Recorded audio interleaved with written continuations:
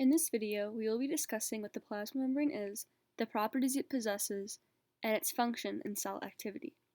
You can think of the plasma membrane as the gatekeeper of the cell.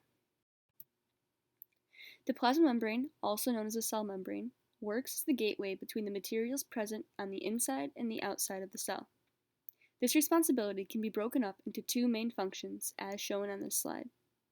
When you think of the plasma membrane acting as a gatekeeper, its jobs are to 1. Block with a closed gate, and 2. Allow in with an open gate. This ability to allow only certain materials through is present because cells have selectively permeable membranes. In other words, only select materials are let through. Each phospholipid contains a phosphate group, glycerol, and 2 fatty acids. Before we talk about the overall structure of these membranes, we must first understand the amphipathic properties of each phospholipid. When something is amphipathic, it just means that they both have hydrophobic or water-insoluble and hydrophilic or water-soluble properties. In phospholipids, their heads are hydrophilic, while their tails are hydrophobic. This results in the heads pointing outwards in the membrane, with the tails contained inside. When a bunch of these phospholipids combine, as they were suspended in fluid, they form a structure that can be described like this. Cell membranes are phospholipid bilayers. This just means that there are 2 layers of phospholipids. The left side of the image is split so that you can see that the 2 layers combine, but the actual configuration is similar to that on the right. Small, non-charged particles, like oxygen and water, are able to diffuse through the bilayer, whereas larger, charged particles, like ions or sugars, they need proteins in order to pass through. The phospholipid bilayer primarily consists of lipids and proteins, though there are some carbohydrates as well. The 2 main types of lipids are the phospholipids, as we previously mentioned, and sterols, such as cholesterol, indicated by the 4 yellow rings. Also, the inside of the cell is on the lower part of the diagram, and the outside of the cell is on the upper part, just for reference. Cholesterol is indicated by those 4 yellow rings, about to circle it right here. Cholesterol's function is to help regulate how stiff the membranes are. Proteins present in the membranes can be integral, which are through the membrane, or peripheral, which are attached to the surface of the membrane.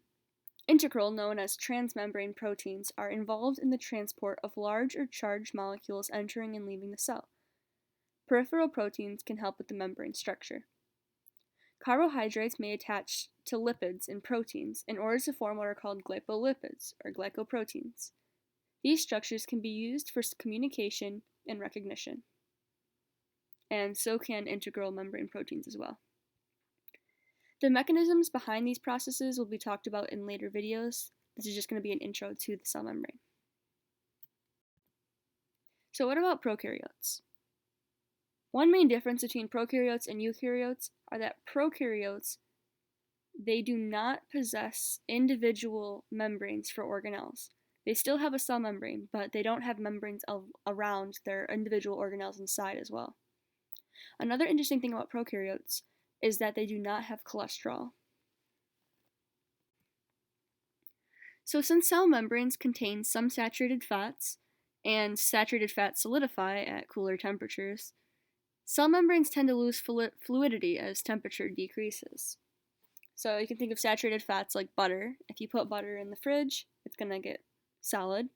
And if you put a stick of butter in the microwave, it's going to melt. So membrane fluidity is interesting because it actually plays a role in which range of temperatures animals can survive in.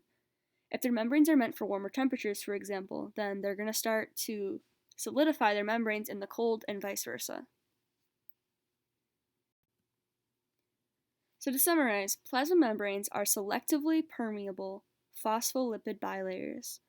They act as the gatekeepers of the cells, choosing which materials are allowed passage to and from the inside. So this is going to conclude the video about the plasma membrane for today. Thank you.